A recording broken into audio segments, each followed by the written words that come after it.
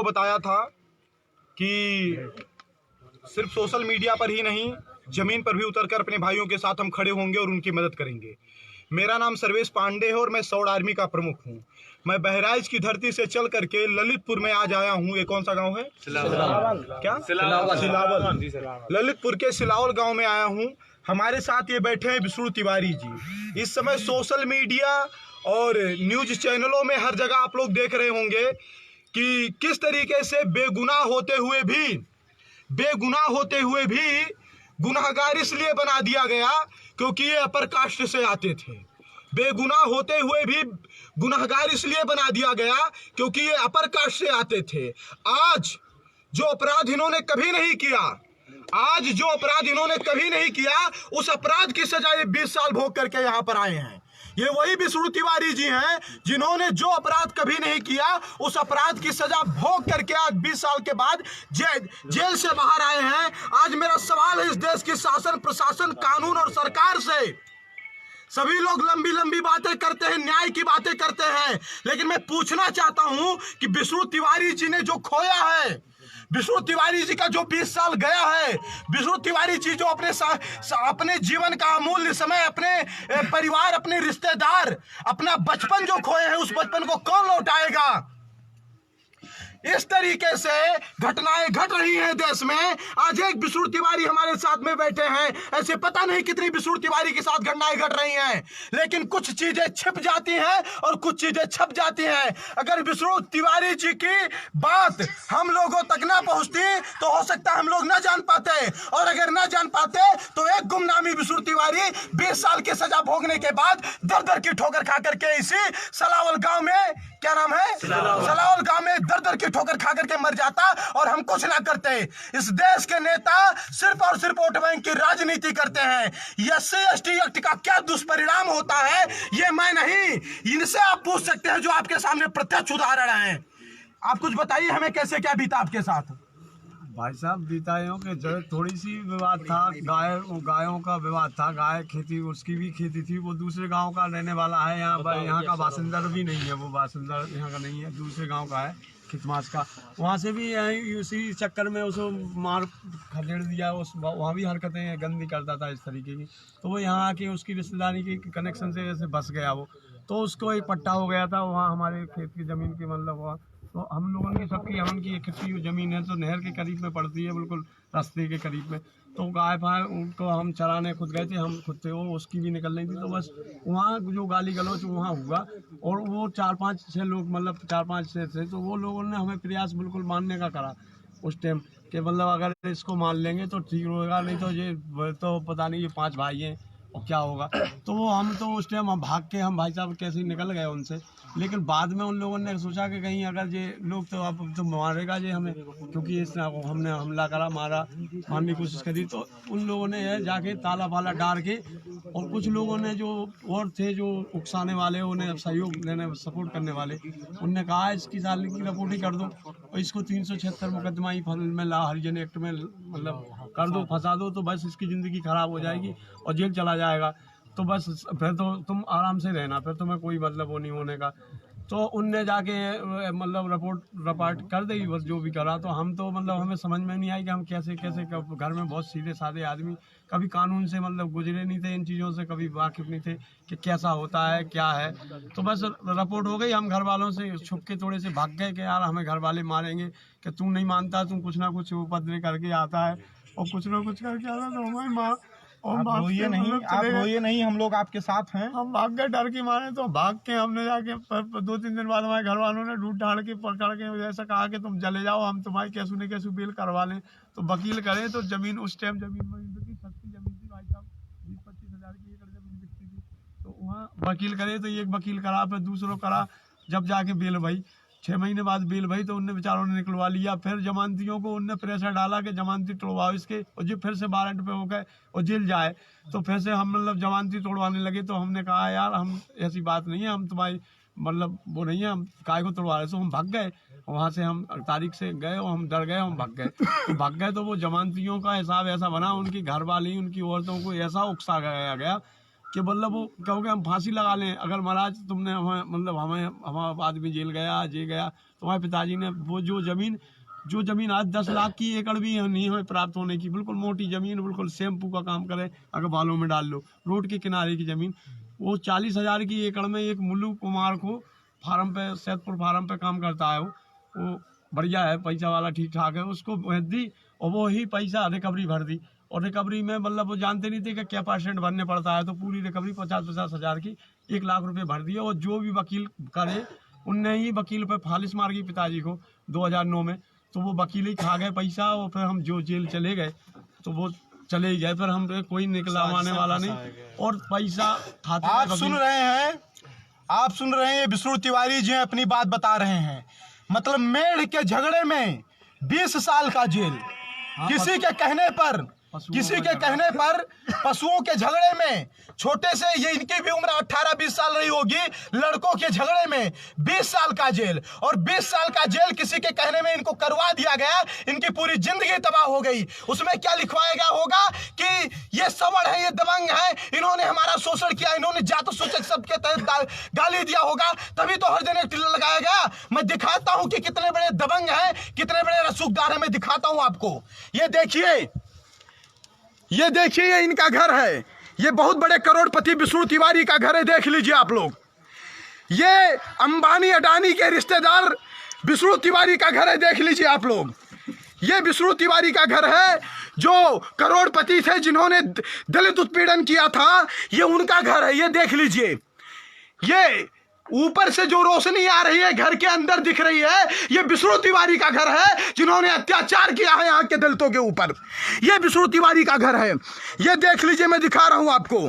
ये घर है, इधर से बाउंड्री तक नहीं है इनके घर में कि इधर से अगर कोई पशु आ जाए तो पशु कैसे आएगा, कैसे नहीं जाएगा, ये अपनी सुरक्षा कैसे करेंगे। ये विष्णु तिवारी का घर है और उस विष्णु तिवारी को जेल के अंदर डाल दिया गया। शेयर करिए, आवाज एक तक पहुंचाइए। अकाउंट नंबर मैंने विष्णु तिवारी जी का डाला है, अकाउंट नंबर मैंने विष्णु तिवारी जी का डाला है। समाज के अगर आप हैं तो समाज का हाथ थामिए और सहयोग करिए, सरकारों पर मत निर्भर रहिए। ये वोट बैंक की राजनीति करने वाले गद्दार नेता, मक्कार नेता, ये कभी समाज के साथ नहीं खड़े होंगे। हमको आपको समाज के साथ खड़ा होना होगा। आप 1 रुपया, 2 रुपया, 10 रुपया, 100 रुपया जो भी दे सकते हैं, क्योंकि अपने इस भाई का घर बनवाना बहुत जरूरी है। क्योंकि हो सकता है अभी थोड़ा बहुत छांव मिल रहा हो इस एक खप्पड़ के, इस फूस के घर में, लेकिन जब ये गिर जाएगा इस बारिश के मौसम में तो ये कहाँ रहेगा। और इसके ऊपर ये पूरी जमीन बिक गई, जो 10 लाख रुपए एकड़ में बिकने वाली जमीन थी, वो मजबूरी में 40,000 रुपए में बिकी है। और आज इनको बेगुनाह साबित कर दिया गया। सुप्रीम हाई कोर्ट का एक तल्ख टिप्पणी हो गई कि यह गलत है, तो क्या उस तल्ख टिप्पणी से इनका जीवन वापस हो जाएगा विष्णु तिवारी का? मुझे आप लोगों से और सरकार से जवाब चाहिए कि क्या उस तल्ख टिप्पणी से विष्णु तिवारी का जीवन वापस हो जाएगा? नहीं हो जाएगा। इस न्याय की आंदोलन को हम आर पार की लड़ाई में लड़ेंगे, चाहे जो हो जाए। और ऐसे पता नहीं कितने भाई हैं। मैं अपने समाज के लोगों से भी कहना चाहता हूं, अगर आप चाहते हो कि आपकी आने वाली नस्लें गूंगी ना हो तो अपने भाई को न्याय दिलाने के लिए आवाज उठाइए।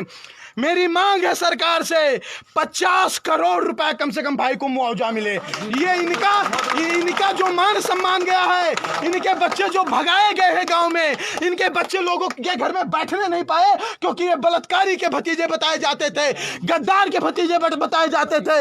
इन बच्चों को कभी बैठ यहाँ ये क्या कहते थे लोग आपके साथ? बोलना नहीं आता क्या? क्या कहते थे लोग? सर हमको स्कूल में नहीं को पढ़ाया गया है, यही बोलते थे। नहीं, इनके चाचा ने बलात्कार किया है, हरिजन एक्ट लगा है। सर हमको घर परिवार छोड़कर सर मजदूरी करने के लिए बाहर जाना पड़ा। हम लोग पढ़ लिख नहीं पाए। हमारे पिताजी लोग वगैरह खत्म हो गए, दादा दादी खत्म हो गए। सर हमारा सर कुछ बचा ही नहीं है। सर देखिए क्या मजबूरी रही होगी जब एक 5 साल का लड़का, 7 साल का लड़का प्राइमरी स्कूल में, मॉन्टेसरी स्कूल में पढ़ने जाता रहा होगा और वहां पर यह कहकर के उसको भगा दिया जाता रहा होगा कि तुम्हारे चाचा बलात्कारी, उन्होंने बलात्कार किया है। तो इस छोटे से बच्चे के दिल पर क्या बीती होगी? एक विष्णु तिवारी का नहीं, पूरे परिवार की जिंदगी बर्बाद कर दी है इस हरिजन एक्ट ने और झूठे बलात्कार के आरोप ने। इसकी भरपाई कौन करेगा, मैं पूछना चाहता हूं। तो मेरे समाज के लोगों से निवेदन है कि आप लोग जितना भी बढ़ चढ़ करके अपने इस भाई की सहयोग कर सकते हैं करिए। हम उन लोगों के ऊपर जो भी वकील, जो भी जज और जो भी अधिकारी इसमें शामिल थे, सबकी लिस्ट निकलवा कर सबके ऊपर कार्रवाई करवाई जाएगी, क्योंकि हम जब तक न्याय नहीं लेंगे तब तक शांति से नहीं बैठेंगे। विष्णु तिवारी जी का घर है, देख लीजिए, ये घर बनवाना जरूरी है। सरकारों के ऊपर निर्भर रहने से काम नहीं चलेगा। विष्णु तिवारी जी का घर है और आप सभी लोग सहयोग करें, बढ़ चढ़ करके अपने भाई का ये घर बनवाना है। चाहे जो देखिए ऐसे खाना पानी यहाँ पर बनता है, देखिए इधर पानी टपकने लगता है। ये विष्णु तिवारी जी का घर है। अब आप लोग मुझे बताइए कि ऐसे क्या ये विष्णु तिवारी जी ये शोषण कर सकते हैं? कौन आप? छोटे भाई ये है विष्णु तिवारी का था, जी बाबा है विष्णु का। अच्छा भाई का है। कौन वाला? ये इनका ये किसका? विष्णु तिवारी का। अच्छा, ये विष्णु तिवारी के भाई का घर है जो यहाँ रहते थे। विष्णु तिवारी का घर ये है, ये देखिए, ये घर विष्णु तिवारी का है जो घर गिर गया है। तो उसमें अब गोभी और ये 2-4 सब्जी बोकर बैठा दिए। ये देखिए, ये विष्णु तिवारी का घर है, देख लीजिए आप।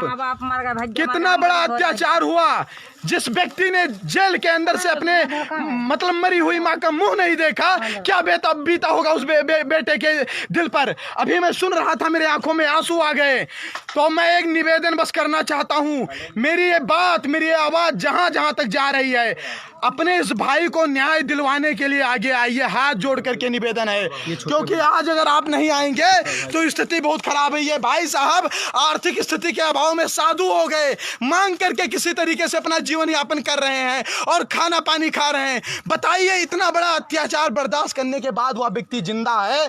इतना बड़ा अत्याचार बर्दाश्त करने के बाद वो व्यक्ति जिंदा है। आज उसकी प्रतिष्ठा चली गई, गांव में उसे कोई बैठने नहीं देता था, गांव में उससे कोई बात नहीं करता था। अब क्या उसका वो 20 साल, क्या उसका मान सम्मान कोई उसे वापस दिलवा सकता है? नहीं। लेकिन मेरे भाइयों, दूसरों पर निर्भर मत रहिए, दूसरों पर निर्भर मत रहिए। मेरा निवेदन है आपसे हाथ जोड़ करके, मेरा निवेदन है आपसे हाथ जोड़ करके कि आप लोग स्वयं आगे आइए और अपने भाई की मदद करिए।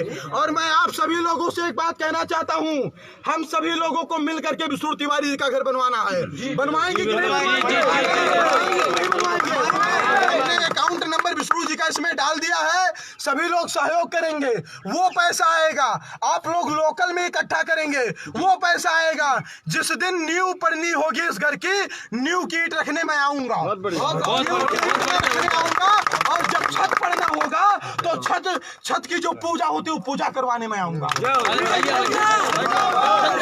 ठीक है। और जो रही मुकदमे की बात, मानहानि की बात, तो हमारे बड़े भाई हाई कोर्ट के अधिवक्ता गोपाल जी पांडे हैं, ये अपने स्तर से पूरा मामला देखेंगे। और जो भी, और आज से विष्णु तिवारी अकेले नहीं, विष्णु तिवारी हमारे भाई हैं, विष्णु तिवारी हमारे बड़े भाई हैं।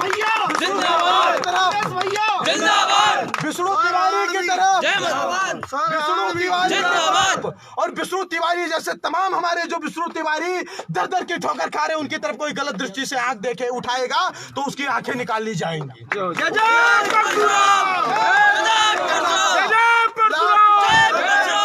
लास्ट बार हाथ जोड़ करके निवेदन है, आप लोगों ने कई बार कहा कि भैया जो सहयोग चाहिए ले लीजिए, आपका भाई बस से चलता है, रिक्शे चलता है, ठेले चलता है, लेकिन कभी अपने लिए सहयोग नहीं मांगा।